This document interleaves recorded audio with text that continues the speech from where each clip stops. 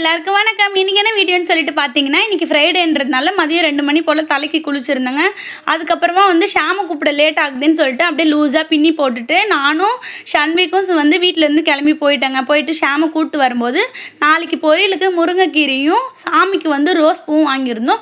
அந்த வழக்கமாக வாங்குவோம் இல்லையா, அந்த பாட்டிக்கிட்ட அவங்கக்கிட்ட தான் வாங்கிட்டு வந்திருந்தோம். இந்த பூ எனக்கு ஃப்ரீயாக கொடுத்தாங்க அந்த பாட்டி. இந்த ரோஸ் ஒன்று 5 ரூபான்னு வித்துட்டு இருந்தாங்க.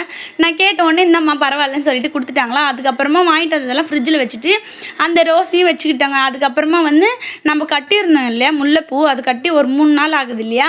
சரி அதெல்லாம் அப்படியே இருக்குது, இன்றைக்கி ஃப்ரைடேவாக இருக்கேன்னு சொல்லிட்டு வச்சுக்கலான்னு சொல்லிட்டு தாங்க வச்சுருந்தேன். எப்படி இருக்குன்னு சொல்லிட்டு எனக்கு கமெண்ட்டில் சொல்லிவிடுங்க. அதுக்கப்புறமா முருங்கைக்கீரையெல்லாம் இன்றைக்கே உருவி வச்சிடலாம். நாளைக்கு கஷ்டமாக இருக்கும் இல்லையா, காலையில் நம்ம செய்யும்போது அதை உருவிட்டு இருந்தால். அதனால் முருங்கைக்கீரையெல்லாம் உருவி ஃப்ரிட்ஜில் கவரில் போட்டு வச்சுட்டாங்க. வச்சுட்டு பாத்திரம் தேய்க்காமையே இருந்ததா, அதெல்லாம் சரி தேய்க்கலான்னு சொல்லிட்டு அதையும் தேய்ச்சி முடிச்சுட்டேங்க. அதுக்கப்புறம் ஈவினிங் போல் என்னாச்சுன்னு தெரியல, திடீர்னு தலைவலி, கொஞ்சம் ஃபீவரு, வயிறு வலி எல்லாமே சேர்ந்து வந்துருச்சு. அதனால நான் இன்றைக்கி டின்னர் நான் சமைக்கவே இல்லை. யார் சமைக்கிறாங்கன்னா என்னோடய ஹஸ்பண்ட் தாங்க இன்றைக்கி சமைச்சார்.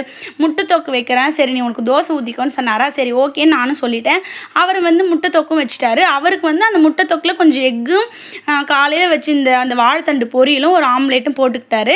அதுக்கப்புறம் எனக்கும் ஷாமுக்கும் மாவு வாங்கிட்டு வரலான்னு சொல்லிட்டு நானும் ஷாமுக்கு வரணும். கடைக்கு போயிட்டோங்க.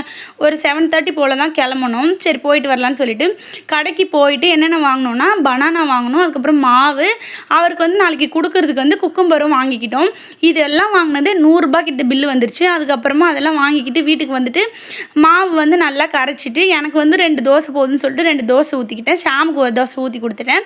அப்புறம் ஷன்விக்கு ஒரு ஊத்தாப்பம் மாதிரி ஊற்றி கொடுத்தேன். அவரும் நல்லா சாப்பிட்டாரு.